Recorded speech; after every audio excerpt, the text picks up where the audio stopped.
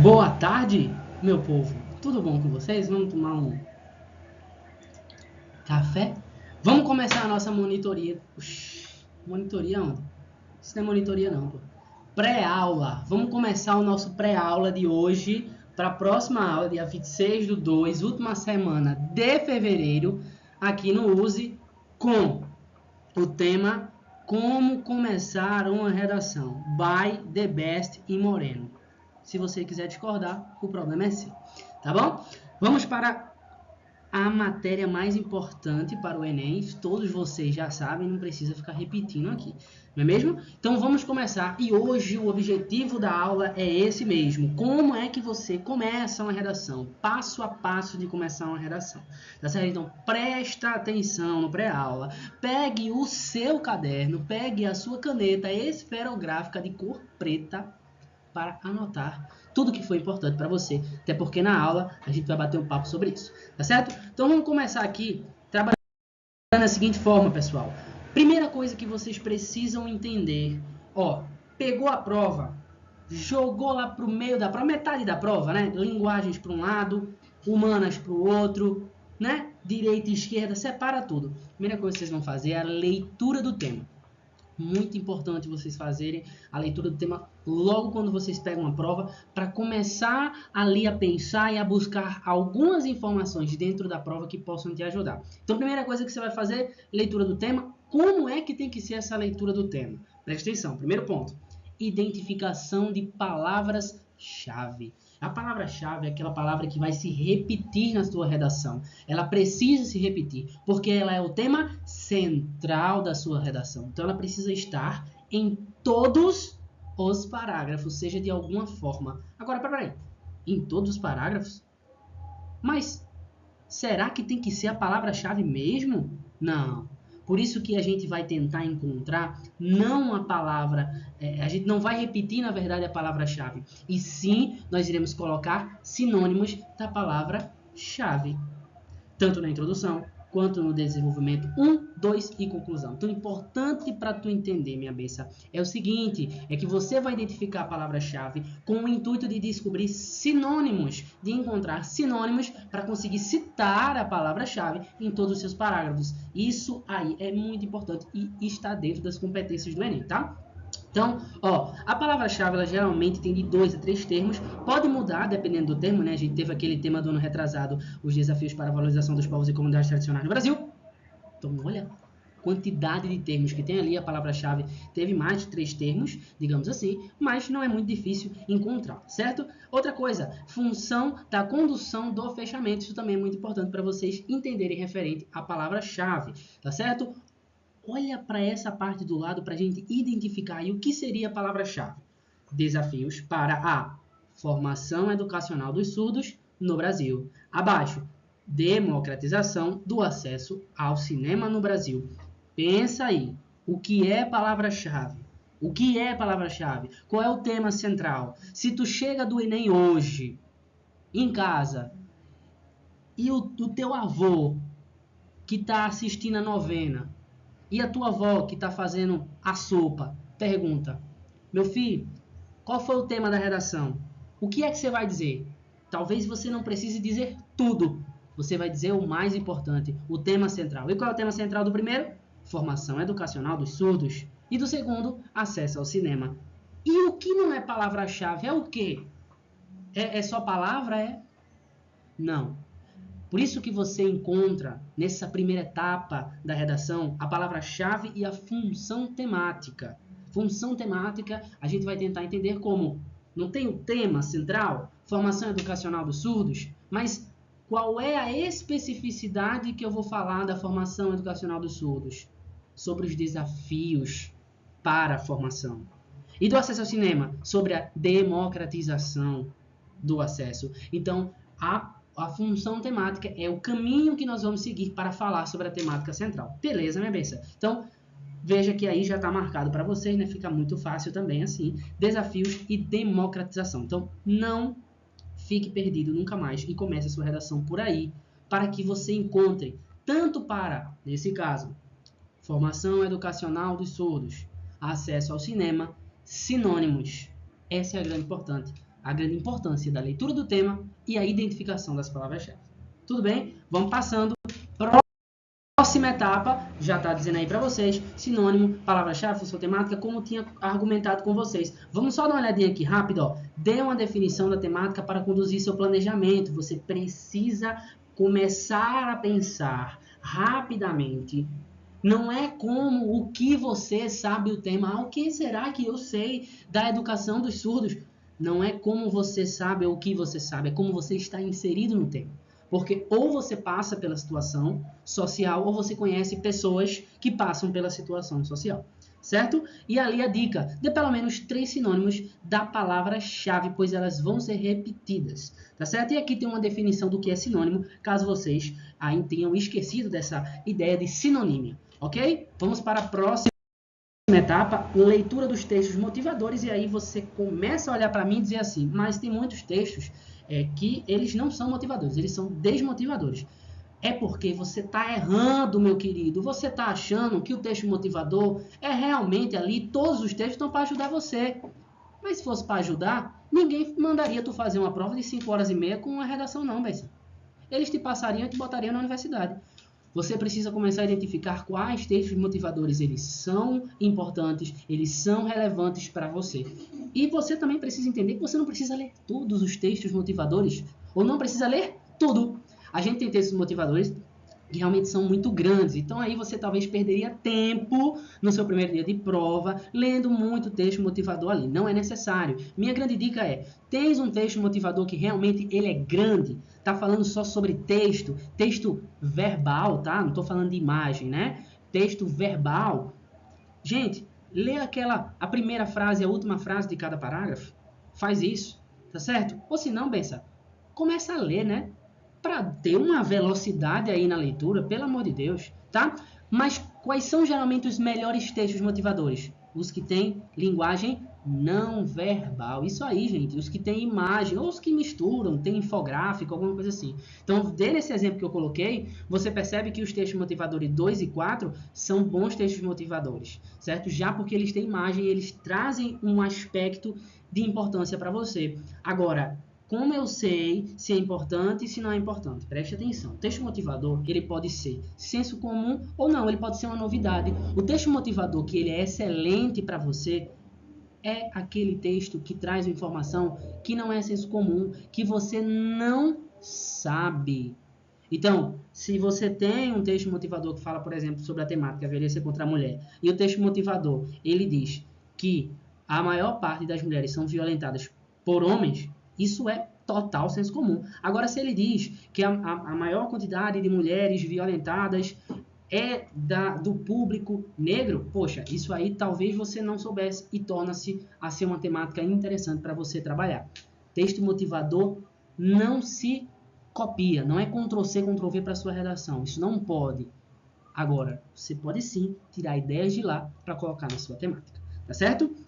Próxima etapa. Vamos falar agora da definição de tese, que também é muitíssimo importante você fazer sua tese, tá? Lembrando, são 2 teses, pois são 2 desenvolvimentos, pois são 2 soluções, uma para cada tese. Agora a gente precisa entender o seguinte, tese é diferente de problema. E a gente não soluciona a tese, a gente soluciona o problema. Nessa perspectiva, você tem que entender que a tese é algo macro, é algo não solucionável, negligência estatal, omissão midiática, todo esse blá, blá, blá, blá, blá, blá, senso comum aí que você pode colocar na tese. Por quê? Porque não precisa ser específico, tá certo? Então, ó, a definição da tese deve ocorrer anteriormente à produção do texto. Eu falo milhões de vezes para vocês. Faz o teu planejamento textual. Por isso que tua vida é desorganizada. Tu não se planeja. Faz o planejamento textual antes de começar e a tese está inserida nesse planejamento textual.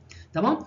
Existem algumas técnicas. Vou ensinar para vocês essas técnicas dentro da sala de aula mesmo, tá? Ó, técnica da bonequinha, técnica por definição simples, tempestade de ideias. Todas essas técnicas te ajudam a buscar tese. Aqui no slide, no final desse pré-aula, porque eu sou assim mesmo, né? Sou esse youtuber falido que joga as informações para o final, para você ficar aqui até o final. certo? Se você não ficar até o final, sua vida vai ser muito ruim, você vai ter 7 anos de azar. Então fica até o final, tá?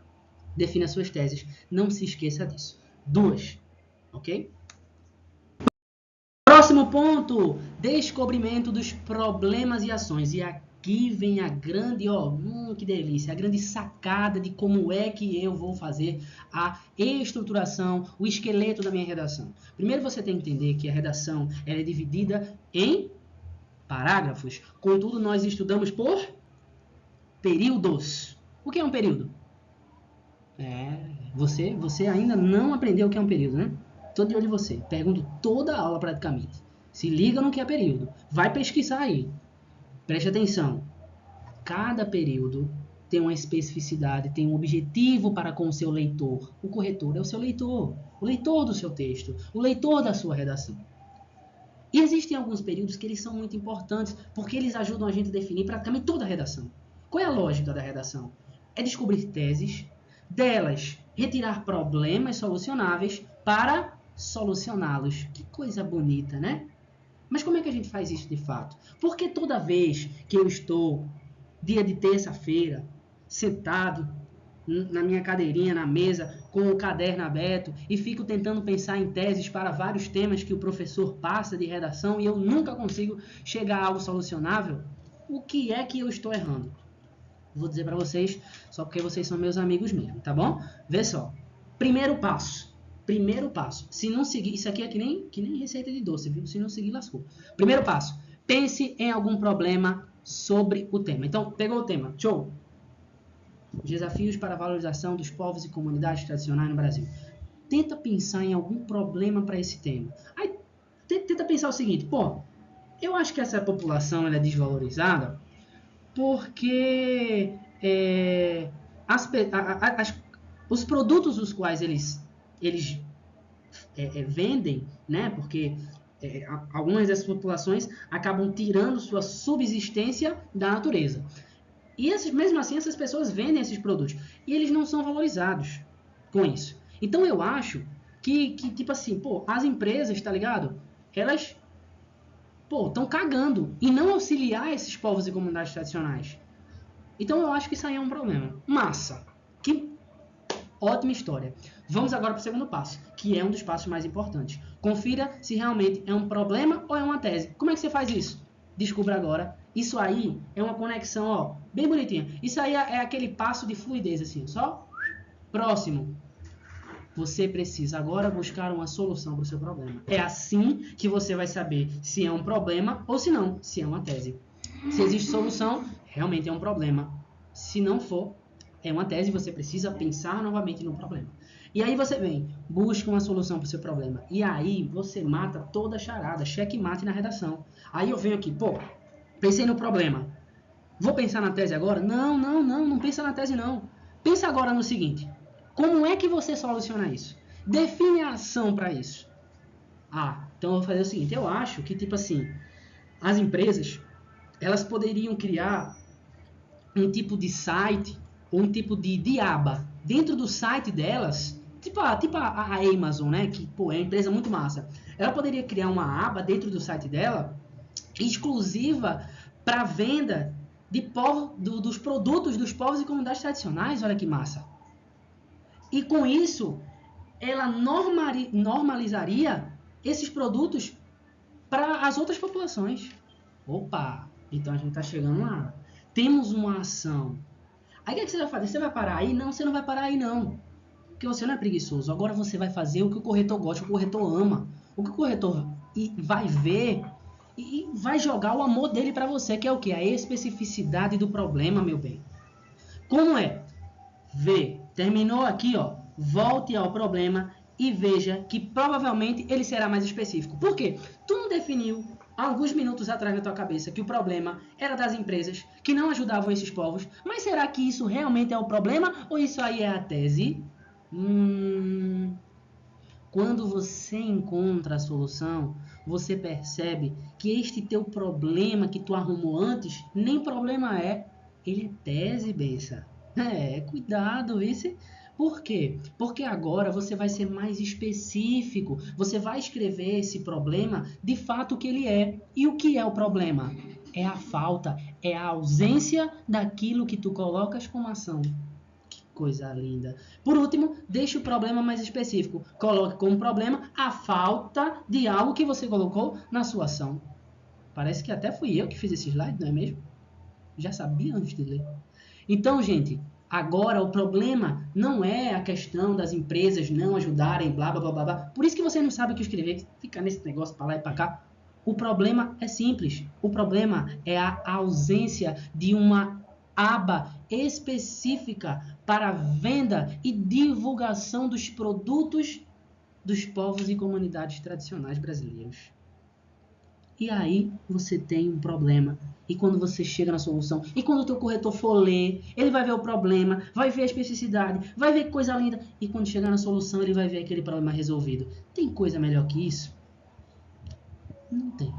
Então, faça dessa forma, busque esse método, tá certo? Se outro método está dando certo para você e está sendo específico, está sendo legal, continua, tá? Mas esse aqui é para a maioria das pessoas que aí já vieram me falar várias vezes. Gabriel, eu tenho uma grande dificuldade na redação. Eu falo, de que? A pessoa, de pensar. Eu falo, aí não pode, não pode. Não faz isso comigo, não faz, pelo amor de Deus. Tá bom? Tá aqui um bom método para vocês, tá certo? Próximo passo, minha gente.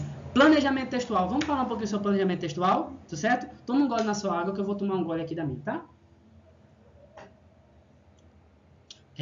Eu comprei água com gás e coloquei suco em pó de guaraná.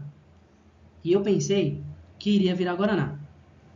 A ignorância é uma merda, né? E aí, quando eu botei o suco em pó dentro da água com gás, basicamente fez um monte de espuma e o gás foi embora. Então agora eu tô tomando só o suco mesmo, como se não tivesse gás nenhum. Ou seja, um imbecil, né? Bem, sem preconceitos, parem de me julgar. Planejamento textual para redação. Primeiro ponto, defina os seus sinônimos. Defina os sinônimos para palavra-chave.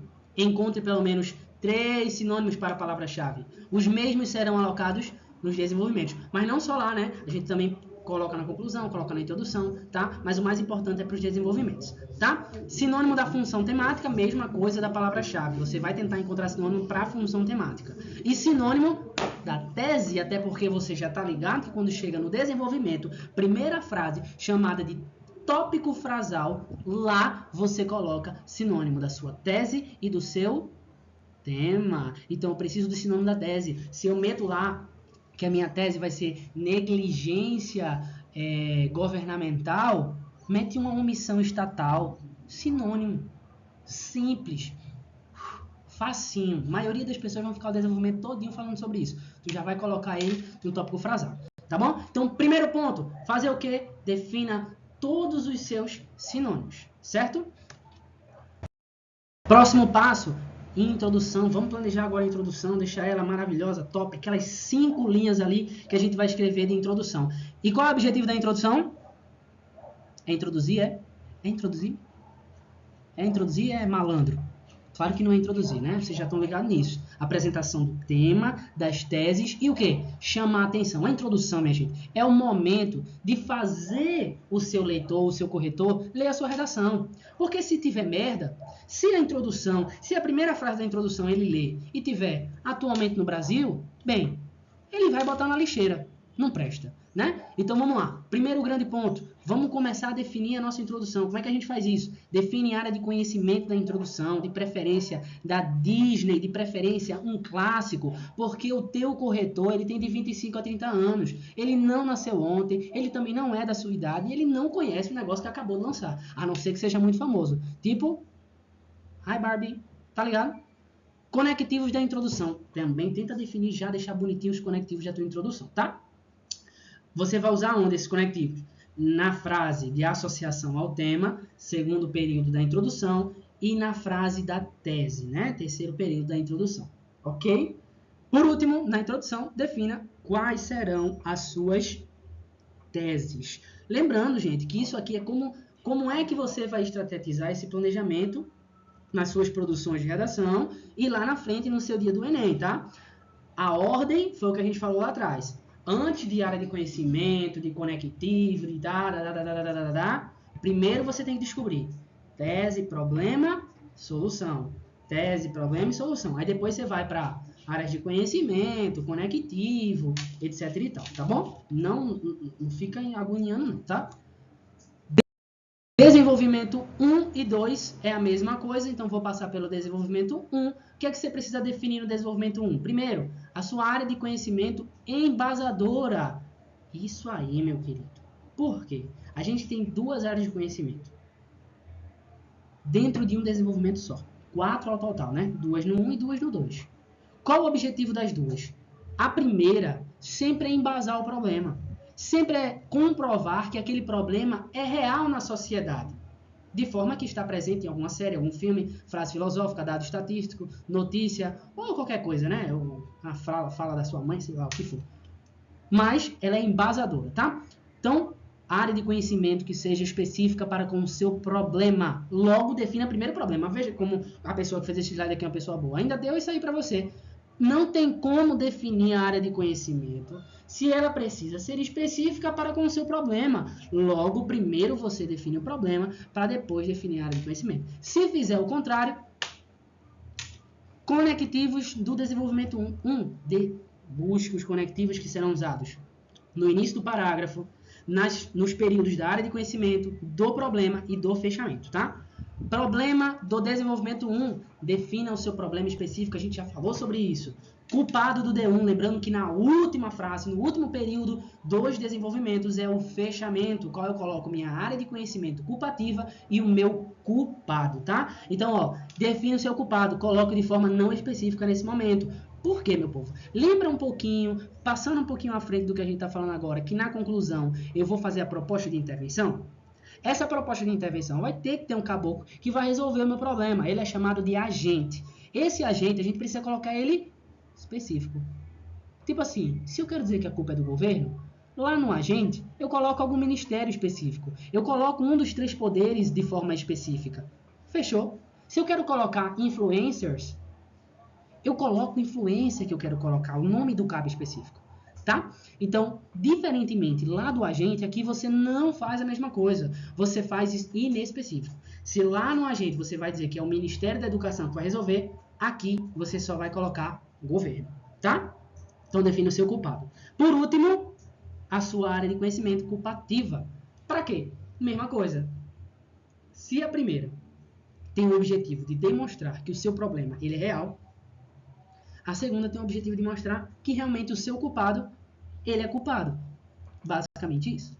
O D2, mesma coisa, está aqui para vocês no slide, né? E, por último, a gente vai fazer o planejamento da conclusão. Lembrando que a conclusão, o planejamento que a gente precisa fazer é mais um planejamento de proposta de intervenção, né? A gente vai ter aula de conclusão para frente e a gente vai ver que a conclusão tem 3 períodos. Tá certo? Mas o mais importante deles é o período da proposta de intervenção, que é aquilo que a redação dissertativo e argumentativo do Enem pede, né? Então a gente precisa fazer o quê? Volta a referir. São 2 teses, 2 problemas, um para cada tese. E por que na conclusão tu só quer solucionar um problema? Quer deixar o outro para quem? Para o corretor terminar para tu? Hein? Machado de Assis. Preste atenção. Aqui você vai definir de fato o seu agente específico. Quem é um agente? O cara que vai resolver o problema, tá? Então, agora o seu agente é específico. Olha lá, ó, o governo não, é inespecífico. O poder legislativo. Outra sacada do agente. Evite verbos no futuro do pretérito. Que lógica é essa? A gente não pode colocar o governo deveria, usaria, educaria, mudaria. A gente não vai colocar dessa forma. A gente vai colocar como? Exemplo, o poder legislativo deve. Vê que não é deveria, é deve outorgar a lei. Deve, pode. Fechou? Então, evite esse tipo de verbo no futuro do pretérito. Tá? Ação. A ação é a proposta de intervenção que você já deve ter tido planejado, ó, lá do começo da redação, tá? Então, vamos lá. Ó. Cuidado para não colocar uma intenção de ação. Isso aí a galera coloca muito, tá? Exemplo. O governo deve educar. Aí o cara tá lendo a redação, aí chega lá na conclusão, ela assim faz. O governo deve educar. Nossa, que ação Meu Deus, que ação incrível. Alguém bota esse cara para ser presidente da República, por favor. Deve educar é a intenção, a sua intenção é fazer com que o governo eduque. Você precisa buscar uma forma mais específica, especificar como será essa educação. Deve criar o quê? Como irá funcionar? É isso que o teu corretor vai avaliar de forma coerente, correta, beleza? Exemplo, o Ministério da Educação deve criar um aplicativo para a produção de questões de vestibulares como o Enem e disponibilizar para todos os estudantes, para todo o estudante da rede pública de ensino, coisa que o governo não faz, mas a gente aqui do curso está fazendo, né? Veja, isso aí não é educar? É, só que a diferença é que agora está específico, tá? Isso não é a intenção da ação mais, agora é a ação, tá? E ali o outro ponto, né, gente? Vamos fazer uma forma criativa, né? Não vamos ficar colocando basicamente para ficar fazendo palestra e blá, blá, blá, blá, blá, blá, blá, blá, não, tá? Eu vou dar o exemplo da gente e os recursos mesmo. A gente quer fazer com que os estudantes do ensino médio acreditem em si que podem ser aprovados, beleza? Mesmo que, não consigam estudar aqui no curso, digamos assim. Contudo, a gente faz um aulão, vai nas escolas, a gente dá muito mais do que uma palestra. A gente dá acesso a coisas que essas pessoas podem não ter. Então, a gente apenas não está tentando fazer a intenção da ação. A gente também está agindo em cima. Então, vamos ser criativos, né? Vamos criar coisas realmente que, se a gente tivesse tendo que usar aquilo, a gente ia usar. Não vamos fazer coisa que a gente nem ia participar, né? Outro ponto, define o teu meio modo. O que é o meio modo? Ele é uma forma de garantia, porque tu pode botar o que for. Um aplicativo, tu pode botar workshop, tu pode botar passeio, tu pode botar o que for. Mas o ser humano ele vai fazer as coisas de modo influenciado por outros, divulgação, contanto que ele leve alguma multa, alguma especificidade dessa fiscalização, ou que ele ganhe alguma coisinha, né? Uma graninha, uma coisa assim, bonificação. Então, o meio modo é fiscalizar, bonificar ou divulgar. Não confunda, não faça uma ação tipo assim, o influencer tal, deve divulgar nas suas redes sociais. Isso aí é meio modo, tá? Por último, sua ação, então, não pode ser nenhum dos 3 tópicos, como eu tinha falado agora. Então, não confunda meio modo com ação. Não coloque uma ação que é meio modo. É simples. Se você colocar aqui na sua ação, tem que fiscalizar, tem que bonificar ou divulgar, tá errado. Efeito do problema, defina o que a sua ação irá gerar. Basicamente é isso. O efeito é o que a sua ação irá gerar. Por último, detalhamento. É uma informação a mais sobre qualquer um dos elementos acima. Contudo, o que é que a gente passa para todo estudante aqui do USE? Que se faça o detalhamento de agente, porque é o mais fácil. Função do agente. O detalhamento de agente é só a função do agente. Tem coisa mais fácil que isso. Lembrando que o detalhamento ele é um aposto e deve estar ou entre vírgulas ou entre travessões. Não coloque vírgulas e travessões, pois um já faz o mesmo papel do outro, tá certo? Esse negócio é aquela mesma coisa que eu já tinha comentado com vocês dentro de sala, tá? Então, exemplo, olha lá no ponto 2. O Spotify, travessão, maior plataforma de streaming musical do mundo, travessão, deve... Percebeu? Percebeu a especificidade? Olha o quanto eu fui específico aqui. O Spotify não é empresas, não é mídias sociais, é o Spotify, porque eu quero que é ele que resolva o problema. Detalhamento, maior plataforma de streaming musical do mundo. Olha como eu chamo a atenção para o Spotify, eu dou importância para aquilo que ele é, e por isso que ele tem responsabilidade para com as pessoas. E por último, deve, não deveria, não poderia, ele deve. Depois você vai fazer a mesma coisa para a sua segunda proposta de intervenção, a sua segunda solução, até porque, né, a sua redação ela precisa ser multilateral, ela não pode ter apenas um pensamento. São 2 teses e as teses são diferentes, para que os problemas sejam diferentes. Logo, as soluções também são diferentes, tá?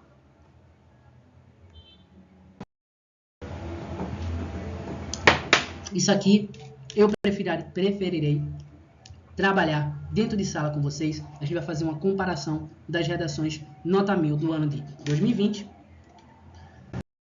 2021 e 2022. Caso você queira fazer uma comparação já aí na sua casa, é muito positivo que você já realmente faça isso aí, tá certo? Já tente descobrir aí o que é que tem de idêntico em todas as redações. Busque ler redação nota 1000. O vocabulário dessas pessoas é um vocabulário muito massa, muito evoluído, você pode tirar várias coisas legais daí, como você também pode jogar outras coisas no lixo, dizer que não serve para você, mas é muito importante ler Redações Nota 1000, porque foram essas pessoas têm alguma coisa para mostrar pra gente dentro do seu texto, tá certo? Bem, finalizei o pré-aula, agora eu vou viver a minha vida, você vive a sua. Faça a sua redação, não esqueça de levar a sua redação segunda-feira. Se você não entendeu, volte. É por isso que isso aqui é um vídeo, você pode pausar, botar no 0.5, no 2.0, a velocidade que você quiser da sua vida. Tá certo? Gente, muito obrigado por terem assistido a pré-aula, por chegarem até aqui. Espero que eu tenha ajudado vocês em como começar uma redação.